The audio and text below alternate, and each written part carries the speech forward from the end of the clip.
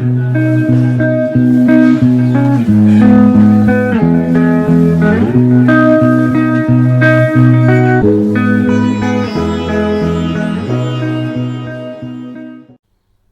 विद्यार्थियों नमस्कार। हम लोग लघु सिद्धांत कौमुदी पढ़ रहे थे, जिसमें हमने स्वर संधि अच संधि प्रारंभ की थी और अच संधि में पढ़ते हुए हम आ गए थे सूत्र एचो अय वायावह पर। आप लोगों ने यदि पहले इसके वीडियोस देखे हैं, इसकी कक्षा को आपने अटेंड किया है, तो आपको मालूम होगा कि एचो अय वायावह क्या कहता है। लेकिन यदि आपने वो वीडियो नहीं देखे हैं या आप कुछ भूल गए हैं, तो एक बार हम फिर से उसको दोहरा लें कि एचो अय वायावह क्या कहता है।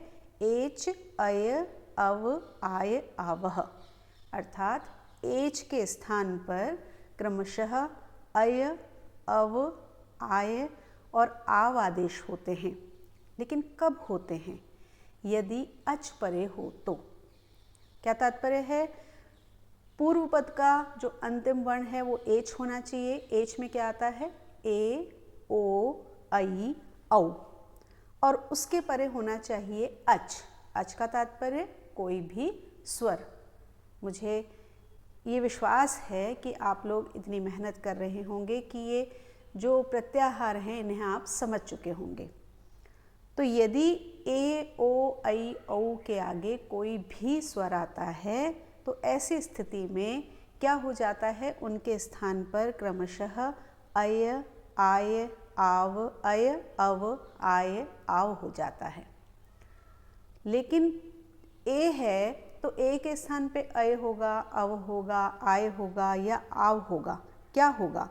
तो क्योंकि हम संस्कृत की व्याकरण पढ़ रहे हैं, संस्कृत की व्याकरण जो कि हर कदम पर किसी नियम से चलती है, तो वहाँ पर एक सूत्र आपको बताया गया, यथा संख्यम अनुदेशः समानाम, अर्थात उद्देश्य और विधेय की संख्या यदि समान हो तो उद्देश्य के स्थान पर जो विधेय होगा वो उसके क्रम के अनुसार होगा। एच में 4 हैं, ए, ओ, आई, औ। उसी तरह सामने भी 4 हैं, अय, अव, आय, आव। तो जो ये सूत्र कहता है उसके अनुसार पहले के स्थान पर पहला, दूसरे के स्थान पर दूसरा, तीसरे के स्थान पर तीसरा और चौथे के स्थान पर चौथा, अर्थात ए के स्थान पर अय, ओ के स्थान पर अव, आई के स्थान पर आय और औ के स्थान पर आव आदेश होगा। ये हम पहले भी 2 वीडियो में समझ चुके हैं और इसमें से 2 के उदाहरण हम कर चुके हैं, ए और ओ। दूसरा वाला जो वीडियो था उसके अंत में मैंने आपको एक होमवर्क दिया था, जिसमें मैंने आपको कहा था कि आपको इस शब्द की सिद्धि करनी है। मुझे विश्वास है कि यदि आपने वो वीडियो देखा होगा तो आपने अवश्य वो शब्द सिद्ध किया होगा। शब्द था नई और अकह। आप अपनी कॉपी खोलें, यदि आपने किया है तो उसे जांच लें कि आपने सही ही किया है। नई और अकह, सबसे पहले हम देखेंगे कि यहाँ पर एचो अय वायावह हम लगा सकते हैं या नहीं। कोई भी सूत्र लगाने से पहले हमें ये जांचना है कि ये सूत्र लग भी सकता है या हम यूं ही लगा रहे हैं। तो एचो अय वायावह जो सूत्र है वो क्या मांगता है कि पूर्व पद का अंतिम वर्ण एच होना चाहिए। ए, ओ, आई, औ, तो नई में आई है। सामने अच होना चाहिए, तो सामने अक है, अ, सामने अ है जो स्वर है, तो इसलिए एचो अय वायावह यहाँ पर लग सकता है। अब लगा देते हैं सूत्र, लेकिन लगाने के बाद जो आई है उसके स्थान पर हमें क्या आदेश करना है, तो हम फिर से लगाएंगे यथा संख्यम अनुदेशः समानाम। तो हम देखेंगे ए, ओ, आई, तीसरा वर्ण है तो उधर चलते हैं, अय, अव, आय। तो हमें आई के स्थान पर क्या करना है? आय। तो न में से आई हटा करके उसको न हलंत करेंगे, सामने करेंगे आय, आय का य हलंत है और सामने है अक। अब न, आय, अक, क्योंकि न हलंत है आ जुड़ जाएगा, य हलंत है सामने का अ जुड़ जाएगा, तो ये शब्द बन जाएगा नायक।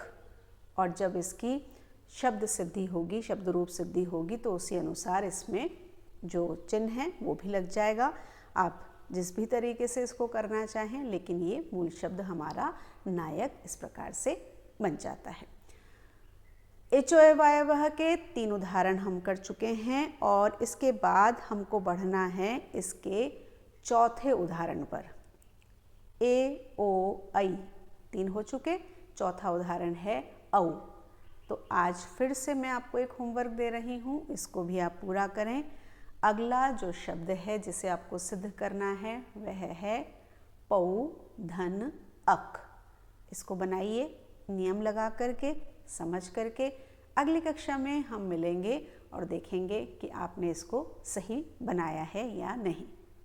आप सही ही बनाएंगे, लेकिन थोड़ा सा ध्यान दीजिए। अगर लापरवाही से हम करेंगे, कभी कभी जब हम सोच लेते हैं अरे ये तो बहुत आसान है, इसे तो हमने आराम से कर लिया, ये तो यूं ही हो जाएगा, और हम छोड़ देते हैं या ध्यान नहीं देते हैं, तो मान करके चलिए गलती होने की संभावनाएं बहुत बढ़ जाती हैं। जिस पुस्तक से मैं आपको पढ़ा रही हूँ ये मेरी अपनी पुस्तक है। यदि आप इस पुस्तक को लेना चाहते हैं तो इसका विवरण मैं डिस्क्रिप्शन बॉक्स में डाल दूँगी। आप अमेज़न या फ्लिपकार्ट से इसको मंगा सकते हैं या सीधे प्रकाशक से भी आप इसको मंगा सकते हैं। पढ़ते रहिए, जुड़े रहिए और इन वीडियोस को उन बच्चों के साथ भी शेयर कीजिए या उन लोगों के साथ भी शेयर कीजिए जो संस्कृत की व्याकरण को पढ़ना चाहते हैं, समझना चाहते हैं। मिलते हैं अगले वीडियो में। नमस्कार।